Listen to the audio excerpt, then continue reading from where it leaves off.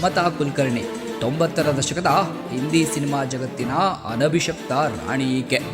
ಇಂದಿನ Bollywood super ಸ್ಟಾರ್ಗಳ king ಖಾನ್ಗಳೇ ಇನ್ನೂ ಗಟ್ಟಿಯಾಗಿ ಕಾಲೂರಲು ಪರದಾಡುತ್ತಿದ್ದ ಸಮಯದಲ್ಲೇ ಮಮತಾ ಕುಲಕರ್ಣಿ ಎಂಬ ನಟಿ ಮಿನುಗು ತಾರೆಯಾಗಿ ಮೀರಮರನೆ ಮಿಂಚುತ್ತಿದ್ದಳು. ಸಾಮಾನ್ಯ ಕುಟುಂಬದಿಂದ ಬಂದ ಮಮತಾ ಚಿತ್ರರಂಗಕ್ಕೆ ಎಂಟ್ರಿ ಕೊಡುತ್ತಿದ್ದಂತೆ ಹಿಟ್ ಚಿತ್ರವನ್ನ ಕೊಟ್ಟರು. ಆಕೆಯ ಮೈಮಾಟ, ನೃತ್ಯ, ನಟನೆ ಎಲ್ಲವೂ ಸಹ ಅಂದಿನ ಕಾಲಕ್ಕೆ ಅತ್ಯಂತ ಆಧುನಿಕ ಎನ್ನುವಂತಿತ್ತು. ಆಕೆಯ ಒಂದು ಫೋಟೋಶೂಟ್ಗಾಗಿ ಹಿಂದಿ ಸಿನಿ ಜಗತ್ತಿನ ದಿಗ್ಗಜ ನಿರ್ದೇಶಕರೇ ಆಕೆಯ ಮನೆಯ ಮುಂದೆ ಸಾಲುಗಟ್ಟಿ ನಿಲ್ಲುತ್ತಿದ್ದರು. ಹೀಗೆ ಬಾಲಿವುಡ್ ಚಿತ್ರ ಜಗತ್ತನ್ನ ತನ್ನ ಸೆರಗಿನ ಕೊನೆಯಿಂದಲೇ ಶೇಕ್ ಮಾಡುತ್ತಿದ್ದ ಮಮತಾ ಕುಲಕರ್ಣಿ ಈಗ ಸನ್ಯಾಸಿಯಾಗಿದ್ದು ಹೇಗೆ ಎಂಬ ರೋಚಕ ಕಥೆಯನ್ನ ನಾವು ನಿಮಗೆ ಹೇಳ್ತೀವಿ. ಅದಕ್ಕೂ ಮುನ್ನ ನೀವು ಇನ್ನೂ ನಮ್ಮ ಚಾನಲನ್ನು ಸಬ್ಸ್ಕ್ರೈಬ್ ಮಾಡಿಲ್ಲ ಅಂದರೆ ತಕ್ಷಣವೇ ಸಬ್ಸ್ಕ್ರೈಬ್ ಆಗಿ ಹಾಗೂ ಬೆಲ್ ಐಕಾನ್ ಒತ್ತೋದನ್ನು ಮಾತ್ರ ಮರಿಬೇಡಿ.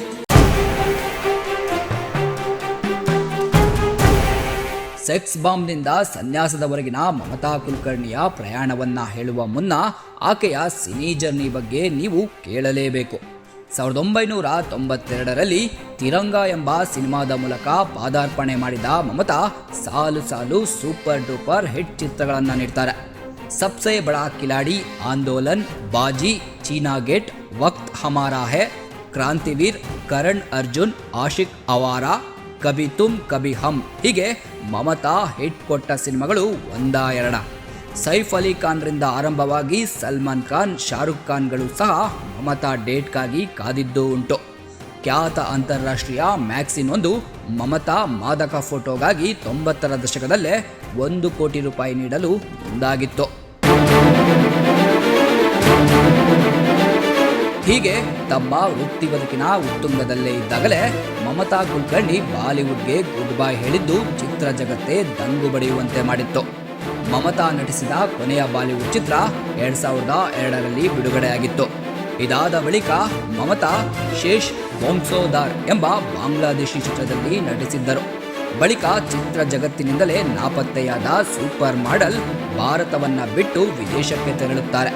ಈ ನಡುವೆ ಮಮತಾ ಕುಲಕರ್ಣಿ ಹೆಸರು ಡ್ರಗ್ ದೊರೆ ವಿಕ್ಕಿ ಗೋಸ್ವಾಮಿ ಜೊತೆ ಕೇಳಿಬಂತು. 1996ರಲ್ಲಿ ವಿಕ್ಕಿಯನ್ನ ಮೊದಲಿಗೆ ಭೇಟಿಯಾದ ಮಮತಾ ಬಳಿಕ 1997ರಲ್ಲಿ ವಿಕ್ಕಿ ಜೊತೆ ಪ್ರೀತಿಯಲ್ಲಿ ಬೀಳ್ತಾರೆ. ಅಷ್ಟರಲ್ಲೇ ವಿಕ್ಕಿ ಗೋಸ್ವಾಮಿಯನ್ನ ಪೊಲೀಸರು ಡ್ರಗ್ಸ್ ಕೇಸ್ ಒಂದರಲ್ಲಿ ಬಂಧಿಸಿ 12 ವರ್ಷ ಜೈಲಿನಲ್ಲಿಡುತ್ತಾರೆ. ಈ ವೇಳೆ ಮಮತಾ ಜೈಲಿನಲ್ಲಿ ವಿಕ್ಕಿ ಗೋಸ್ವಾಮಿಯನ್ನ ಭೇಟಿಯಾಗಿದ್ದರು ಎನ್ನಲಾಗಿದೆ. ಅವರ ಜೊತೆ ವಿವಾಹವಾಗಿರುವ ಬಗ್ಗೆಯೂ ಭಾರೀ ಸುದ್ದಿ ಹರಿದಾಡಿತ್ತು. ಆದರೆ ಅದನ್ನ ತಳ್ಳಿ ಹಾಕಿರುವ ಮಮತಾ, ನಾನು ವಿಕ್ಕಿ ಜೊತೆ ಪ್ರೀತಿಯಲ್ಲಿದ್ದಿದ್ದು ಮಾತ್ರ ನಿಜ, ಬಳಿಕ ಆಧ್ಯಾತ್ಮ ಸಾಧನೆಗಾಗಿ ಆ ಸಂಬಂಧವನ್ನು ಮುರಿದುಕೊಂಡೆ ಎಂದು ಸುದ್ದಿ ಸಂಸ್ಥೆಗಳಿಗೆ ತಿಳಿಸಿದ್ದಾರೆ. ಇನ್ನೊಮ್ಮೆ ಘಟನೆ ಬಗ್ಗೆ ಮಾತನಾಡಿದ ಮಮತಾ, ತಮ್ಮ ಆಧ್ಯಾತ್ಮಿಕ ಪದದಲ್ಲಿ ಸಾಧನ ಮಾಡಲು ಗುರುವಿನ ಆದೇಶದಂತೆ ದೇಶ ಬಿಟ್ಟು ದುಬೈನಲ್ಲಿ ಏಕಾಂಗಿಯಾಗಿ ನಿಂತು ತಪಾಚರಣೆ ಮಾಡಿದ್ದೆ. 12 ವರ್ಷದಿಂದ ನಿರಂತರ ಬ್ರಹ್ಮಚರ್ಯ ಪಾಲನೆ ಮಾಡಿದ್ದೇನೆ ಎಂದು IANS ಎಂಬ ಸುದ್ದಿ ಸಂಸ್ಥೆಗೆ ತಿಳಿಸಿದರು.